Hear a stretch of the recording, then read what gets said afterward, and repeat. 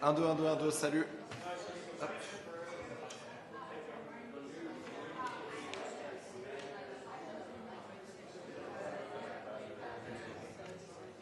Cinq, 4, 3, 2, 1. 5, 4, 3, 2, 1.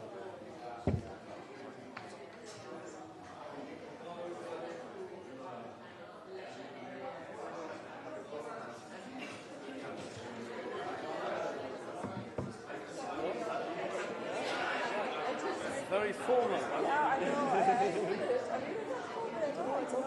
It's all What a beautiful place. Thanks for coming here. You know, we like Shalom. Shalom.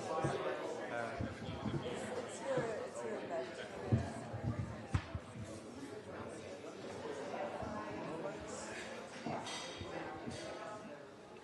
And they would like you to stand there. Yeah. Right? Just do the introduction.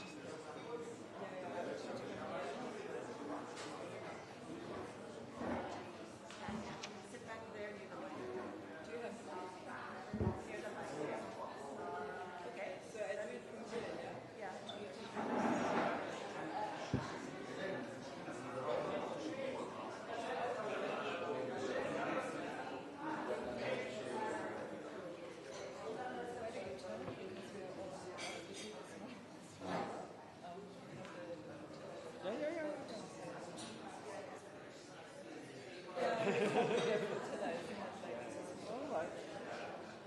And just to make sure you'll be speaking from the podium afterwards. Okay, thank you.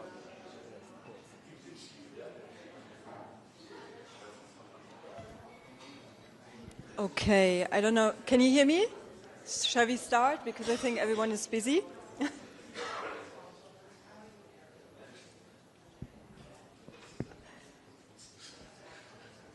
Okay. So hello everyone, good morning. Thanks for coming. I know it's another busy news day over here. We have today our guest here, Yair Golan. I think I don't need to introduce you a lot. You're the leader of the Democrats Party, and you know, everybody knows you, especially lately you have been a lot in the headlines as well. So let me just give you a short introduction. After a long career in the Israeli military, as Major General also, you were the Deputy Chief of Staff, Commander of the Home Front in the Northern Command, and then you changed path to become a politician, not so unusual in Israel. You were a Knesset member for Meretz, and then also a Deputy Minister under the Bennett-Lapid government, if I'm not mistaken. I'd like to mention also one of the things that we're reading about you is that on October 7, you went to the south yourself to help and rescue some people that were trapped there near the Reem festival site. So I think there needs no be further introduction right now. We are going straight to the point because we don't have so much time. We have about an hour. So I would like to thank, however, before that, everybody who helped organizing this event, especially your team, but also our Secretary General, Ellen Grosny, who's sitting over there. So to make the ground rules clear, we have first your remarks. They are on the record. And then I would like to ask you to switch off the cameras, and we do a Q&A session off the record. And we have a mic over there later, so you can line up for your questions. And just keep in mind, we have about an hour, so that everybody is able to ask questions. So now I hand over the floor to you. Thank you.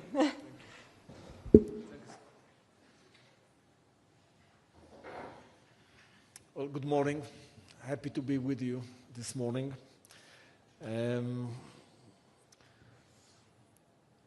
As a starting point, I would like to say that we are in a very peculiar time in the history of Israel. And unfortunately, I tend to say that today, the government of Israel doesn't represent the vast majority of Israelis. Because the vast majority in Israel wants to free all the hostages at once and now.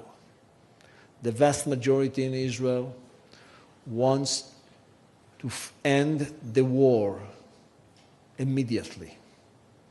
The vast majority in Israel ask for a national inquiry committee at once. The vast majority wants a new draft law that encompasses all young citizens of Israel. The vast majority wants new elections as soon as possible. And the vast majority of Israel wants to keep Israel as the homeland of the Jewish people and at the same time free, egalitarian, and democratic state. So we talk a lot about the crisis of democracies all over the world. Unfortunately, we are part of this tendency. So I'm here to represent the people who want to save the Israeli democracy, to represent the people who want to save Israel from a corrupted future, to save Israel from messianic-like and nationalistic and extremist vision of a very small faction from the Israeli society. So that's the reason why we gather here today.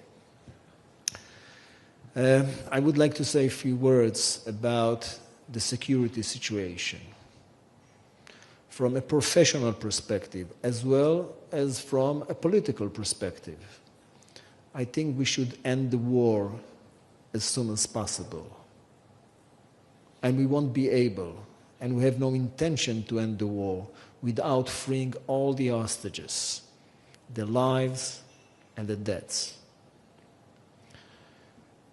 I believe that we can reach a hostages deal in a matter of days, but it depends on a very clear conditions, and that's end of the war, a constant ceasefire, and the principle of evacuating all our troops from the Gaza Strip and at the same time freeing all the hostages. I believe that by ending the war and freeing the hostages, we will be able to build an alternative to Hamas inside the Gaza Strip. And we should work with the region in order to build this alternative. With the moderate Sunni countries, like the United Emirates, Saudi Arabia, Morocco, Egypt and Jordan, in order to provide the Gazans an alternative to the extreme and violent regime of Hamas. It could be done. It must be done at once. I believe that upon this cooperation with other nations, we will be able to forge a regional alliance against the Iranian threat. I believe that by having this regional alliance, we will be able to get a massive American support, because by doing that, we will be able to stabilize the region in a very formidable manner. That's what Israel should do. That's the interest of Israel from a security perspective. I think that we are in a change of eras.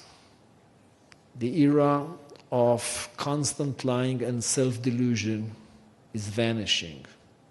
The era of decisiveness appears in the horizon. In the era of decisiveness, we will need to take the most important decisions concerning the destiny of Israel. The first one is, where are we heading? annexation or separation. I think that annexation of more 3 to 5 million Palestinians is a disaster for Israel. And therefore, I support separation. I think that we will need to ask ourselves, where are we heading? Equality or inequality concerning the citizens of Israel? I believe that the only way to build a healthy society, a functioning society, we must emphasize the importance of equality. This is a very basic principle for any democracy in the world. I think that we must ask ourselves, where are we heading concerning the ultra-Orthodox society in Israel? Integration or isolation? Again, only by integration we will be able to build a healthy society. Of course, a very important issue concerning that is the draft law. And the importance of this new draft law is quite visible in time of war. The fourth issue is where we're heading: a strong liberal democracy or a kind of authoritarian messianic state. Of course, I support strong liberal democracy. And the fifth issue is the role of Israel in the Jewish world, how we will be able to remain a homeland for the Jewish people, for all the Jewish people, or the homeland of just Israelis.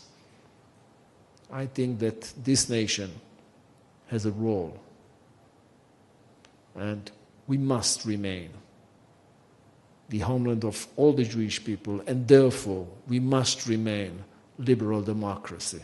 Otherwise, we put a barrier between us and the rest of the Jewish world.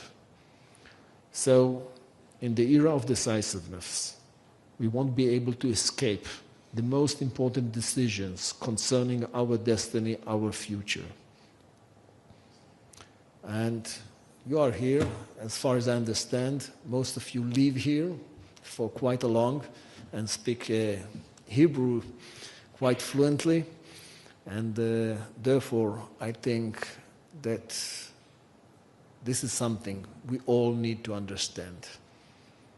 In the era of decisiveness, we must to take the most important decisions concerning the destiny of Israel, and I'm here to lead the rational Zionist camp that will be able to determine the security and prosperity of Israel from here and, deep into the future.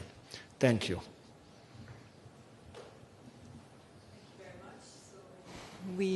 I think I just speak a bit louder. Thank you very much. So we're going into the Q&A session.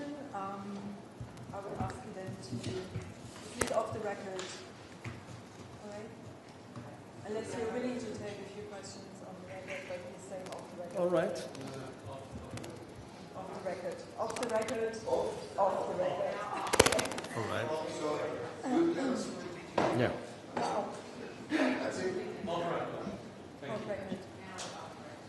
Yeah.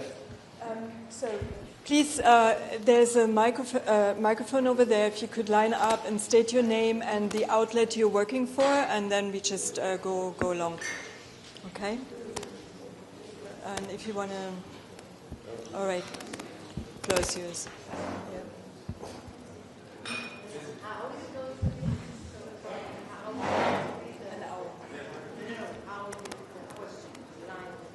Over there. Hi, I'll speak in English. I'm Ruth Eglash. I'm working with AFP, news agency. I want to ask you two questions. First of all, how can you make your voice heard in a country that's so polarized politically and in a world that's so polarized